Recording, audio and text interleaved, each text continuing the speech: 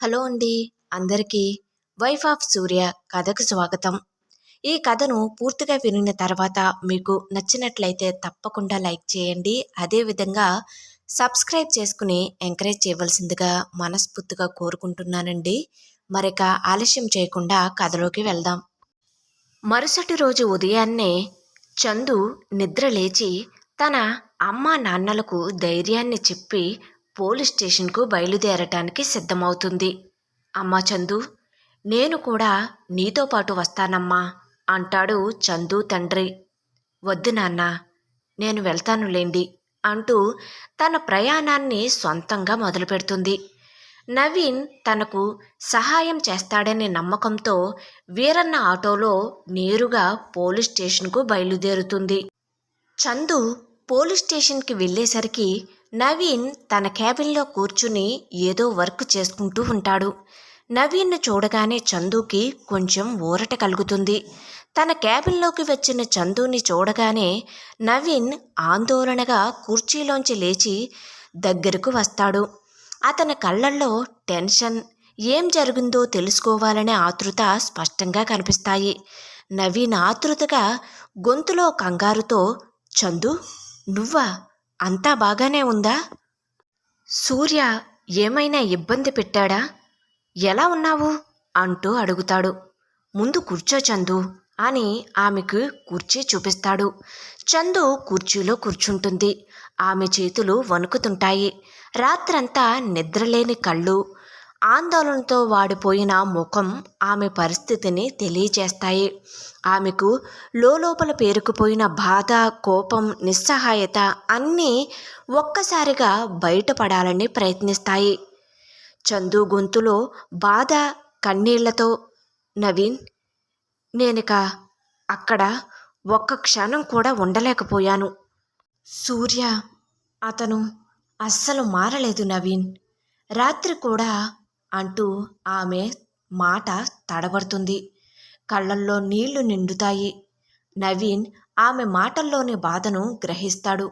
ఏం జరిగిందో తెలుసుకోవాలని ఆతుర్తగా చూస్తాడు. అంతకన్నా ముందుగా ఒక గ్లాసు నీళ్లు తీసుకువచ్చి ఆమె చేతికి అందిస్తాడు. కంగారు పడకు చందు, ప్రశాంతంగా చెప్పు, నేను వింటున్నాను. ఏం జరిగింది అసలు అని అడుగుతాడు.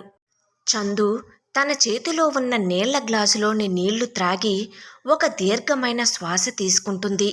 తన గొంతును సవరించుకుని సూర్య ప్రవర్తన గురించి చెప్పటం మొదలు పెడుతుంది. తాను తిరిగి అత్తవారింటికి వెళ్ళిన తరువాత సూర్య ఎలా ప్రేమగా నటించాడో, తన అత్తమామలు ఎలా కపట ప్రేమను ప్రదర్శించారో వివరిస్తుంది. ఆ తరువాత అతని అసలు స్వరూపం ఎలా బయటపడిందో, తనను మానసికంగా, శారీరకంగా ఎలా వేధించటానికి ప్రయత్నించాడో చెబుతుంది. భోజనం చేస్తున్నప్పుడు జరిగిన గొడవ, సూర్య బ్లాక్మెయిల్, బెదిరింపులు, పిల్లలను అడ్డు పెట్టుకోవటం గురించి కూడా వివరంగా చెబుతుంది. చందు కన్నీళ్లతో, అతను నన్ను ఒక మనిషిగా చూడటం లేదు నవీన్, కేవలం తన కోరికలు తీర్చుకునే ఒక వస్తువులా చూస్తున్నాడు.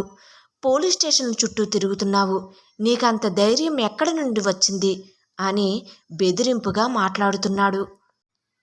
ఇంకా నా పరువు తీస్తానని పిల్లలను అడ్డు పెట్టుకుని బ్లాక్మెయిల్ చేస్తున్నాడు అని చెబుతుంది. నవీన్ చందు బాధను చూసి కోపంతో పిడికిలు బిగిస్తాడు. సూర్యపై అతనికి తీవ్రమైన కోపం వస్తుంది. చందు చెప్పింది వినగానే సూర్య యొక్క దుర్మార్గ గుణం మరింత స్పష్టంగా అర్థమవుతుంది అతనికి. ఆ దుర్మార్గుడు నేను అప్పుడే అనుమానించాను చందు, వాడిని మొదటిసారి వదలాల్సింది కాదు, వీడు అసలు మనిషే కాదు. మరిప్పుడు ఏం చేద్దామనుకుంటున్నావు అంటాడు. చందు మరొక మాట లేకుండా డైవర్స్ తీసుకుంటాను అని చెబుతుంది.